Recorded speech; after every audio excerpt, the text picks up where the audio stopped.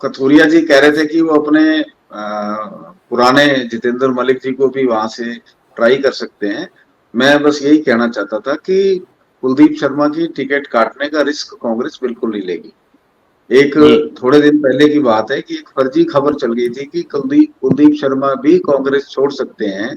ऐसी एक जी फर्जी खबर चल रही थी क्योंकि वो जी देश से बाहर थे और अपनी जी स्थिति स्पष्ट करने की पोजीशन में नहीं थे। तो जी भूपेंद्र सिंह हुड्डा ने भरी जनसभा में कहा था कि पंडित जी को मैं कहीं नहीं जाने दूंगा, और पंडित जी ने भी जी अपनी सफाई की थी कि भाई जी मैं कहीं जा नहीं रहा, ये झूठी खबर है।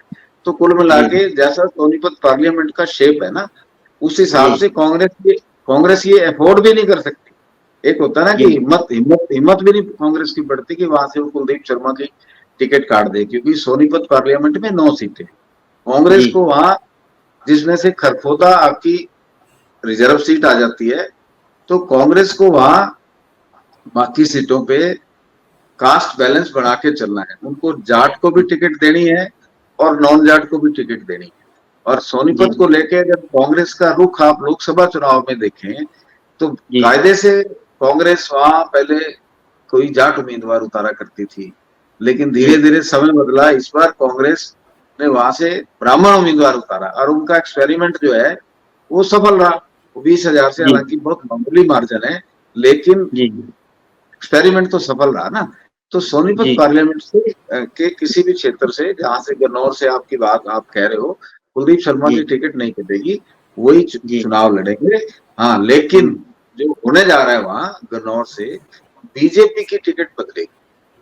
जी बीजेपी की टिकट इसलिए बदलेगी कि वहां पिछले 5 साल से देवेंद्र का ध्यान यूथ में अच्छा काम कर रहे हैं और पूर्व मुख्यमंत्री मनोहरलाल खट्टर के वो नजदीक भी रहे हैं, और शायद उनको बहुत पहले से इशारा भी है, इसीलिए वो निर्मल चौधरी के कामकाज में भी हस्तक्षेप करते रहे हैं। तो कुल मिला के वहां निर्मल चौधरी की टिकट बदलेगी। पिछली जी दफा निर्मल चौधरी इसलिए जीती थी, उनके साथ दो फैक्टर थे। एक तो बीजेपी की सरकार थी जी और एक उनके साथ बेचारा फैक्टर था। वो पहले इंडियन नेशनल लोकदल की टिकट पे वहां से चुनाव हार चुकी थी, और जी गन्नौर की जनता के मन में था कि भाई ये लेडी जो है काफी समय से संघर्ष कर रही है, शायद 2 चुनाव हारी है। मैं पक्का नहीं कह सकता, पर मेरा 99% अंदाजा ठीक है कि वो 2 चुनाव जी हारी है। जी ये प्रेम जी कह रहे हैं 3 हारी है। तो उनके साथ जी एक सिंपथी फैक्टर था भी, इस बार तो भाई ये करना ही है कि इसको जिताना है। तो बीजेपी जी की टिकट पे चुनाव जीत गई थी। हालांकि बीजेपी के लिए वो हमेशा ही गन्नौर जो है ना टफ एरिया रहा है, पर निर्मल जी चौधरी इसलिए जीत गई थी कि उनके साथ बेचारा बेचारा फैक्टर भी था और अपना उनके पास पर्सनल वोट बैंक था, जो इनेलो की टिकट पे उनको मिला करता था, उसका जी एक बड़ा हिस्सा भी उनके साथ था।